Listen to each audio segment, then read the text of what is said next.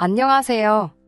차라리 남들 하는 것처럼 남자가 집 해오고 저는 혼수만 해오고 그랬으면 차라리 괜찮았을 거예요. 반반 결혼을 하기로 했으면 당연히 두 사람 사이에 싸울 일도 없고 결혼 준비하는 게 평탄할 거라 생각했습니다. 남자친구와는 연애 결혼을 하기로 했습니다. 저희가 꽤나 길게 만났거든요. 칼같이 절반으로 나눠서 따지고 하는 연애는 아니었어요. 하지만 연애 시작할 당시에는 남자친구 상황이 좋지 않아서 제가 돈을 좀 더 쓰기는 했습니다. 남자친구가 그래도 이따금씩 일용직 아르바이트 같은 거 하면서 돈을 낸 적도 있었습니다. 남자친구가 직장을 구한 뒤에는 남자친구가 돈을 더 낼 때도 있었고 서로 나름 합리적으로 연애를 하고 있었습니다. 그래도 굳이 연애하는 동안 쓴 돈을 따지자면 남자친구가 직장이 없던 시절 대부분의 비용을 제가 부담을 해왔기 때문에 제가 조금 더 쓰기는 했네요. 남자친구가 염치가 없지는 않아서 그때 제가 돈 많이 쓴 것도 알고 있어요. 결혼 이야기가 나오면서 남자친구가 데이트 비용으로 돈을 더 쓴 게 있는데 그 돈을 어떻게 하면 좋겠냐고 물어온 적도 있었거든요. 저는 거기에 대해서는 길게 말하지 않았어요. 어차피 결혼까지 생각한 사이인데 돈 몇 푼 때문에 네 돈 내 돈 딱 가르고 싶지도 않았고 어차피 결혼하면 그 주머니가 되는 거잖아요. 당장 제가 남자친구한테 돈 얼마 받는다고 해서 저희 두 사람 총 재산에는 달라지는 게 있던 게 아니니 크게 신경 쓸 일도 아니라 생각했어요. 좋은 게 좋은 거라는 말도 있고 사실상 저희가 어려울 때 서로 도우며 연애를 해왔기 때문에 결혼까지 결정하게 된 거라는 확신도 가지고 있었기 때문이지요. 계산에 있어서는 확실한 모습에도 무슨 일이 생기거나 한다면 공평하고 현명한 결정을 내리는 사람이겠다. 그렇게 믿어 의심치 않았습니다. 그런데 결혼은 현실이라는 게 참 맞는 말이다 싶었어요. 저희가 연애하는 동안에는 괜찮았는데 결혼 이야기 나오고부터 본격적으로 결혼 준비를 시작하면서부터는 마찰이 생기기 시작하더군요. 결혼은 연애하면서도 그래왔듯이 반반 결혼을 하자고 이야기가 나왔습니다. 그런데 서울에서는 대출 없이 매매는커녕 전세를 구하기도 힘들겠더라고요. 대출을 알아봐야 하나 어떻게 해야 하나 골머리를 썩고 있는데 저희 어머니께서 인생에 한 번뿐인 결혼인데 어른들한테 손 벌리는 게 부끄러운 게 아니라고 도와주겠다고 이야기를 해오셨습니다. 어차피 제가 외동인데다가 저희 부모님이 노후 준비도 다 끝나 있던 상황이었기 때문에 크게 개의치 않아 하셨어요. 그냥 주신다고까지 했던 돈이지요. 그런데 남자친구와는 반반 결혼을 하자는 이야기를 나누고 있었는데 막상 제가 친정에서 큰 돈을 가지고 오면 남자친구한테는 그게 부담이 되지 않을까 싶었습니다. 제가 알고 있던 바로는 남자친구 집이 그렇게 넉넉한 편은 아니거든요. 그래서 남자친구가 취직 준비하던 시절에도 일용직 아르바이트를 해서 생활비를 충당을 해야 했었던 거고요. 이미 저희끼리 반반 결혼을 하자고 결정을 내린 상황에 제가 집에서 얼마를 가져오기로 했으니 너도 받아오라고 반반 결혼하자고 말을 할 수도 없는 노릇이었지요. 사실 아직도 남자가 가족을 부양한다는 풍토가 있는데 괜히 그걸 가지고 자존심을 건드리고 싶지도 않았습니다. 그래서 어차피 대출을 알아보고 있던 상황이었으니 일단 급한 대로 어머니께 돈을 빌린 걸로 해서 전셋집을 구하자고 했습니다. 따지고 보면 은행에서 빌리는 것보다 더 싼 이자로 만들 수 있고 사실상 엄마 돈이기 때문에 이자며 원금이며 대출 상환하는데 그렇게 부담을 느낄 필요도 없는 상황이었으니 말이에요. 그래서 제 돈과 어머니에게서 빌려온 돈을 합쳐 전세집을 구하기로 하고 대신 남자친구한테는 결혼식 비용, 신혼집에 들어갈 가정과 결혼 후에 같이 쓸 자동차를 해오면 어떻겠냐고 제안을 했습니다. 저는 가장 골머리를 썩히던 문제였던 집이 해결되었으니 남자친구가 당연히 기뻐할 줄 알았어요. 그런데 남자친구는 언짢은 표정을 지으면서 아무리 생각해도 계산이 맞지 않는 것 같다면서 두 눈의 상심지를 켜고 달려들더라고요. 무슨 계산을 말하는 건가 싶었어요. 대출받기로 한 돈 대신에 저희 어머니에게 빌려오는 거고 결국 남자친구와 제가 똑같이 돈을 내서 반반 결혼을 하기로 한 건데 왜 시당초에 계산을 하고 말고 할 게 있나 싶었습니다. 사실상 따지고 보면 제가 몇 배나 넘는 돈을 해오는 건데 말이지요. 남자친구는 어이없는 걸 가지고 불공평하다고 하더라고요. 저는 왜 원금이 보장되는 집을 하고 자기한테는 써버리면 땡인 결혼식 비용을 하라고 하느냐고요. 자동차도 가전도 일단 사자마자 저희 손에 들어오고 나면 중고가 되는 거 모르냐면서 따지고 보면 자기가 손해라고 하는 겁니다. 다른 걸 이야기하는 게 아니고 결혼 이야기잖아요. 계산이 철저한 사람인 건 잘 알겠지만 애초에 지금 남자친구가 이야기하는 건 이혼할 때 자기가 손해보는 거 아니냐고 하는 말이나 마찬가지잖아요. 애초에 결혼 이야기를 하는데 불공평하다고 우기는 부분이 이혼하게 된다면 자기가 손해보는 거 아니냐고 따지고 있는 건데 그렇게 확신 없는 결혼을 애초부터 왜 하자고 드는 건지 싶었어요. 하지만 더 길게 이야기하고 싶지도 않았고 별 같자는 이유로 네가 손해내? 내가 손해내 같이 따지고 들면 저도 똑같은 사람 되는 것 같아서 어떻게 하길 원하냐고 물어봤어요. 남자친구 말이 세상이 변했어도 남자가 집 해오고 여자가 혼수해오는 게 그림이 맞지 않냐고 하면서 제가 결혼식 비용과 혼수 자동차를 해오고 자기 돈은 전세금에 보태겠다는 겁니다. 그 말도 어이가 없었지요. 방금까지는 자기가 손해보는 거라고 입에 개거품을 물었으면서 이제 와서는 저보고 그렇게 하라고 하는 거나 마찬가지잖아요. 차라리 그게 불공평했으면 전세금도 반, 혼수도, 결혼식 비용도 자동차 값도 서로 똑같이 반씩 내는 게 제일 공평한 거 아니겠어요? 어차피 결혼할 건데 그게 뭐 중요한가 싶었습니다. 조선모사가 이럴 때 쓰는 말이잖아요. 이걸 가지고 더 씨름해봐야 둘 사이만 나빠지겠다 싶어서 그렇게 하기로 했어요. 어차피 남자친구와 제가 결혼을 위해 모아놓은 돈의 총 액수가 바뀌는 게 아니잖아요. 저도 똑같이 치사한 사람 되고 싶지 않았고 선뜻 남자친구가 손해라고 우기고 있는 걸 제가 그렇게 하겠다고 하면 지도 사람이면 뭔가 느끼는 바가 있을 거라고 생각했거든요. 집에 오는 길에 곰곰이 생각해보는데 그 와중에도 남자친구는 자기 손해볼 것만 생각했지 저희 어머니가 보태주는 돈에 대해서는 고맙다는 말도 없었다는 걸 깨달았어요. 사실상 전세금이 한두 푼이 아닌데 저희 어머니도 이자도 낮게 저희한테 빌려주시는 것보다 그냥 은행에 넣어놓기만 해도 더 많은 이자를 받으니 가장 손해보는 건 저희 어머니인데 말이에요.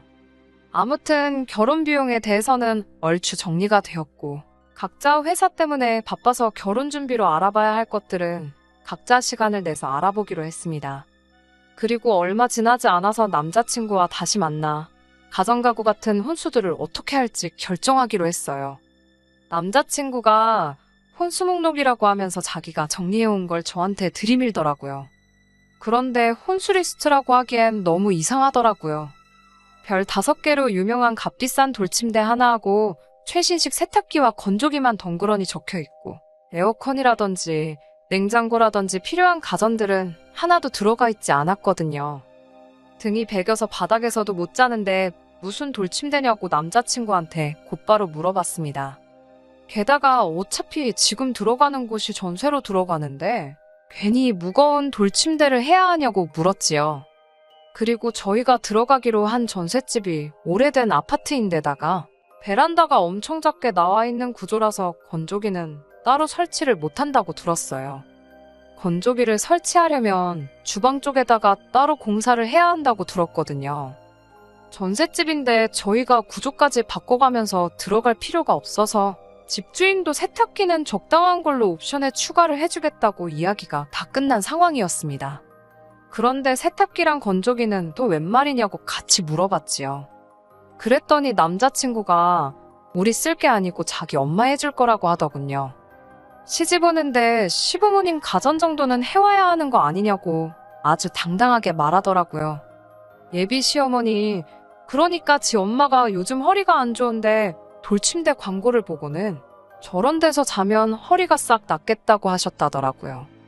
그래서 침대를 해주려고 했는데 부영 통돌이 세탁기에 허리 숙여서 빨래 건지는 모습 보니까 이게 침대만 바꿔준다고 어머님 허리가 나아질 게 아닌 것 같다는 생각이 들었대요. 그래서 가전 알아보다 보니 다른 건 몰라도 로봇 청소기랑 건조기만 있어도 집안일 하는 시간이 대폭 줄어든다고 들었다고.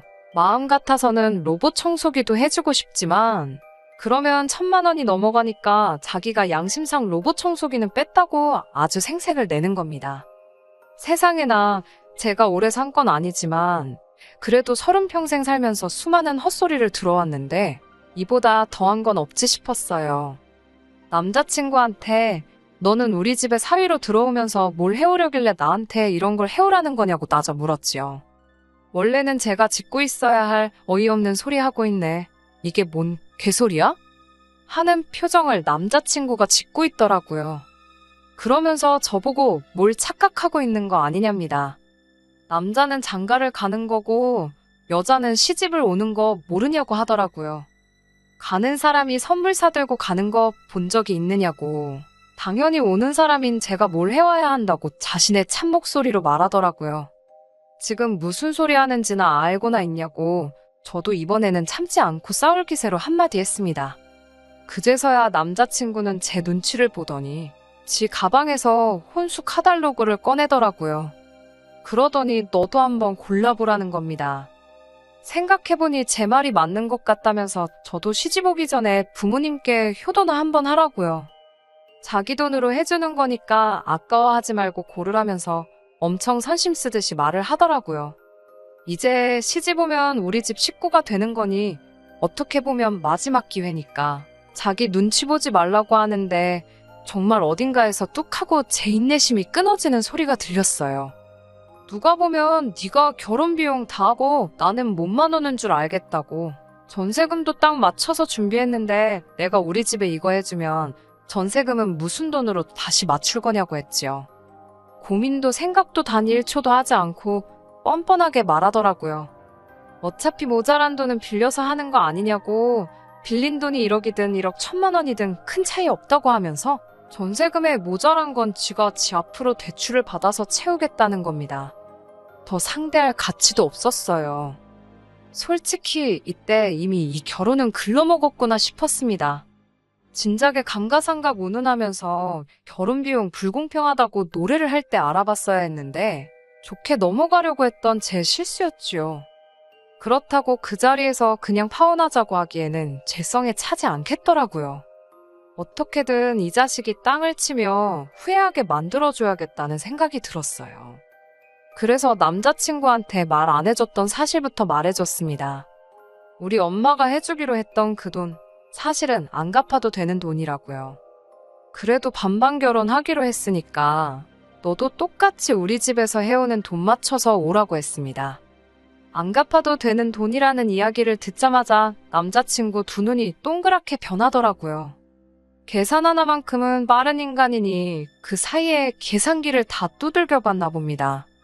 뭘 말하려고 하길래 입 다물라고 말하고 돈 똑같이 준비해서 연락하라고 말하고 집에 돌아왔어요. 집에 가자마자 어머니한테는 결혼 비용 해주기로 한 것 때문에 적금 같은 거 낄 필요 없다고 결혼 안 할 거라고 말했어요. 어머니는 왜 그러냐고 물으시다가 남자친구랑 있던 이야기 하니까 그 이야기 들으시고는 아쉬워하시는 기색도 없이 잘 결정했다고 하시더라고요. 세상에 결혼할 남자가 그놈 하나만 있는 것도 아니고 그런 놈하고 결혼하면 평생을 두고 후회할 거라고요. 혹시나 제가 너무 성급한 건가 싶었는데 결혼이 계약서 쓰고 하는 것도 아니고 하기로 했다 그래서 무르지도 못하는 게 아니잖아요. 어머니까지 좋은 결정 내린 거라고 하시니 걱정도 사라지고 속이 다 후련하더라고요. 한 2주 정도 남자친구한테 전화 오는 거 다 무시했어요. 돈 준비되면 연락하라고 했는데 자기도 애가 탔는지 저희 집 앞까지 찾아왔더라고요. 이제 더 질질 끌기도 싫고 집까지 찾아온 김에 진짜 속에 담아놓은 말을 해줘야겠다 싶어서 따라 나갔습니다. 시집 오는데 시댁에 빈손으로 올 생각 하지 말라고 당당하게 말하던 기세는 온데간데 없더라고요. 삐죽삐죽거리면서 제 눈치만 살살 보다가 무거운 입을 열었습니다. 자기 생각이 짧았다나요? 예비시모, 아니 그러니까 지네 엄마 돌침대며 건조기며 이야기했던 건? 자식된 마음으로 뭐 하나라도 더 해주고 싶은 마음 때문에 그랬던 거고, 지네 엄마한테 물어봤더니 아들이 행복한 게 최고라며 그런 거 안 받아도 된다고 거절을 하셨답니다. 상황이 이렇게 되니 제 기분 풀어주려고 말을 바꾼 건지 누가 알겠어요? 제가 아무 대답도 안 하고 눈 동그랗게 뜨고 쳐다보고 있으니 제 기분 살피는 것처럼 쩔쩔매다가 또 입을 열더라고요. 어차피 처음부터 우리가 우리 금액에 맞게 다 맞춰서 잘 준비하고 있던 거 아니냐고. 전세로 구한 집이나 혼수나 자동차나 결혼 비용이나 다 우리 예산 안에 있던 거 아니냐고요. 그러니 자기가 제가 장모님 도움받아서 해오는 만큼의 액수를 해올 필요가 없는 거 아니냐대요. 아직 결혼도 안 했는데 무슨 장모님이냐고 마음에도 없는 소리 하지 말라고 말을 딱 잘라버렸습니다. 그리고 남자친구한테 네가 똑같은 돈을 해올 필요는 없다고 말해줬어요. 말을 딱 자를 때는 당황하다가 돈을 똑같이 해올 필요 없다는 말에 얼굴에 화색이 돌면서 그렇지, 그렇지 하면서 제 눈치를 보더군요. 그래서 제가 당연한 거 아니냐고 너는 나랑 똑같이 반반 결혼을 하는 건데 왜 너가 돈을 더 해와야 되냐고 했어요. 돈을 해와야 하는 건 너가 아니라 어머님한테 받아와야 되는 게 맞지 않냐고요. 대출을 받아가지고 오던지 어디서 훔쳐서 오던지 방법은 제가 알 바 아니겠냐고. 그 돈 해오면 나도 너네 어머님께 돌침되건 돌로 된 식탁이건 다 해다 주겠다고 했지요. 쩔쩔매는 꼴을 보고 있으니 맨 처음 반반 결혼 문제로 이야기가 나왔던 그 순간부터 쌓여있던 응어리가 단숨에 쑥 하고 내려가는 것 같아서 속이 다 후련했습니다. 애초에 남자친구가 그 어떤 해결책을 들고 온다고 한들 저는 이미 이 결혼을 할 생각이 없었으니까요. 대출을 받으면 자기 어머니가 이자 부담이 커서 안 된다. 이건 이래서 안 된다. 저건 저래서 안 된다 하면서 변명을 하더라니까요. 애초에 저희 어머니가 그 큰 돈을 선뜻 빌려주겠다 했을 때는 내가 받아오는 건 당연한 것처럼 여기고 적반하장으로 내 돈으로 자기 엄마 침대며 세탁기며 다 바꿔주려고 했던 주제의 말이에요. 이제 주제 파악은 됐냐고 딱 잘라 말했습니다. 너가 얼마나 효자인지도 알겠고 계산에 있어서 얼마나 철저한 사람인지도 알았으니 그냥 결혼은 없던 걸로 하자고요. 한동안은 다시 엄마 집에서 신세 져야 할 텐데 그냥 지금 모아놓은 돈으로 침대부터 바꿔드리라고 했어요. 효도는 꼭 결혼을 해야 할 수 있는 게 아니지 않냐고요. 아예 지금 싹 다 바꿔드리는 게 다음에 누가 될진 모르지만 너랑 결혼한다고 드는 사람이 있으면 같은 문제로 또 결혼을 뒤집어 엎어버릴 수는 없지 않냐고 말했어요. 별이 5개짜리 침대를 사줄 게 아니라 별 5개짜리 사람부터 되는 게 급선무겠다 한마디 해줬지요. 날 추운데 더 쓸데없이 시간 낭비할 일도 없으니 이제 그만 찾아오라고 집 앞까지 찾아와서 만나주는 건 이번이 마지막이라고 했습니다. 나중이라도 또 집까지 찾아오는 일은 없으면 좋겠다고 했어요. 요즘 안 좋은 뉴스도 많고 해서 걱정이 되기는 했어요. 한동안은 퇴근길에 지하철역에서부터 아버지가 저를 마중 나와주시고는 했습니다. 그런데 다행히 아무 일도 없이 안전이별 한 것 같아요. 하기야 다시 집 앞까지 찾아올 깜냥이 있었으면 애초부터 돈 얼마에 벌벌 떨지도 않았을 거예요. 주제 파악시켜줘서 너무 후련하네요. 똥차가 아무리 세차를 하고 고쳐 쓴다고 해봐야 똥차일 테니 자기 분수를 알고 정신 차리고 살았으면 좋겠네요. 이젠 뭐 제가 알바는 아니지만 괜히 저같이 시간 낭비하는 사람이 없으면 싶어서 그런 생각이 드네요. 끝까지 들어주셔서 감사합니다. 오늘의 사연은 여기까지입니다. 구독과 좋아요, 알람 설정 부탁드리고 더 좋은 사연으로 다시 찾아뵙겠습니다. 감사합니다.